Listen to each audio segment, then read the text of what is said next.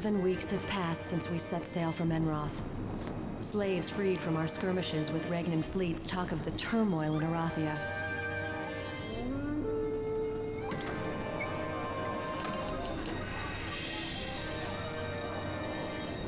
I suspect their stories are true, but I must see the evidence with my own eyes.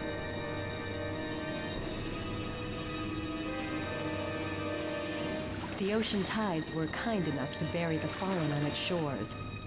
However, the smoking ruins of Cloudfire greeted us with nothing but destruction and the stench of death.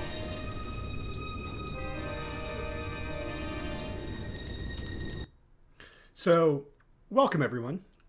My name is Sprinklebeard. We're going to be talking about just feelings that I have for games and games design. This game is super old. This is a game I grew up with in like 1995.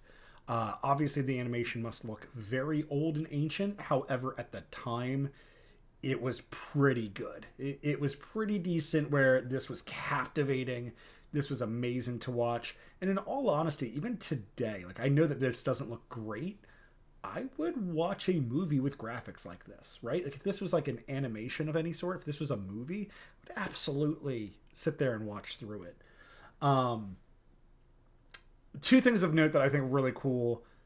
Having a strong female character at the time was not super common. It was growing in popularity, but back in 1995, women were still much more like damsels in distress rather than being a leading victory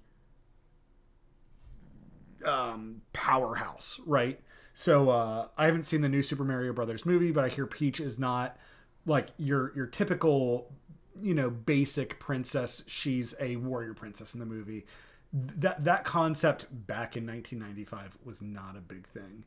But something I really love on this, and I can't move my mouse over it, but her hair going down to this like thing on her back, it's almost like a comb, but it's just holding all of her extra hair, I thought was really cool. And even her war outfit, right? Like it is definitely sexualized, which, unfortunately sex sells. That's never really going away. However, I feel like this is well done, like tastefully done. Like she looks like a warrior princess, the way that you would expect a warrior princess to look. And yes, does she look sexy? Yes, of course. But does she also look like she can kick ass? Oh, absolutely. With no survivors, only the battlefield could tell me what happened here.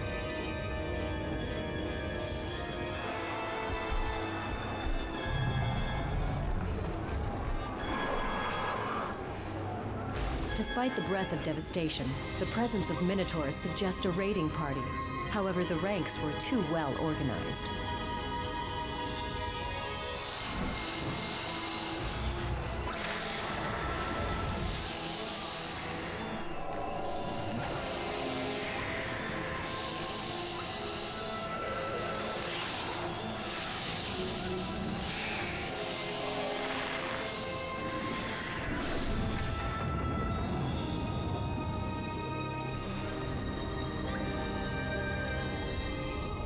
This is the work of the dungeon overlords. Evidently, the wizards were prepared, but overrun nevertheless.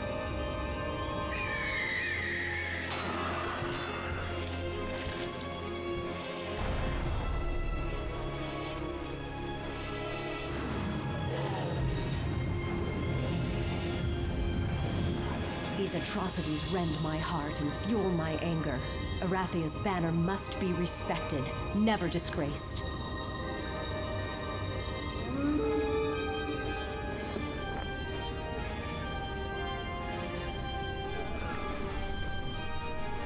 I think of my beloved Roland and my son Nikolai, and how much further this war will carry me from them.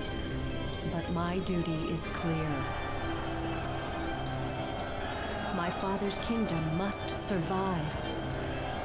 Arathia must not fall to its enemies. So unfortunately, I don't have Heroes 2, which is what started me off down this pipeline of gaming. But these graphics were a massive jump up.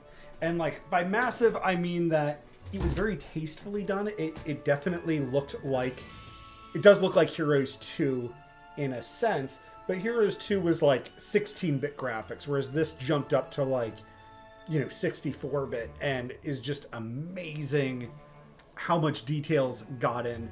This angel looked stupendous at that time. And like, obviously I don't think it looks bad today. But again, I want to stress that this is like, some 25, 28 years ago. So things have changed quite a bit. This game series that we're going to be going through is a two-part game. So you have an overworld where your character can move around collecting resources, picking fights with certain things, or increasing their stats. So you have a main hero or champion, if you will.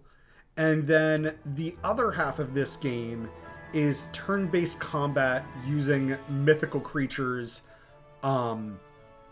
or like old-fashioned medieval-style combat as its main source.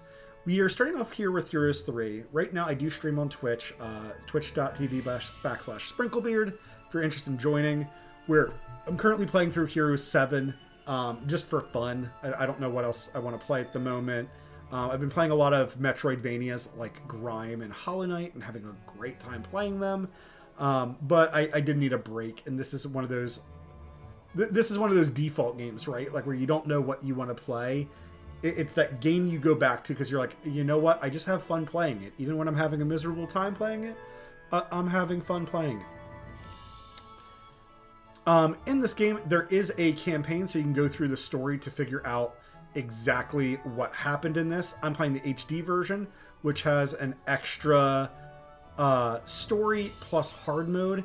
I've already played through this once before on stream, but I guess if you guys have enough comments that are saying, yes, we want to see this game again, let me know. Otherwise, I'm going to be focusing more on the intellectual parts of the game design that I really appreciate, and why this game takes me back so frequently, and things that I really like about it.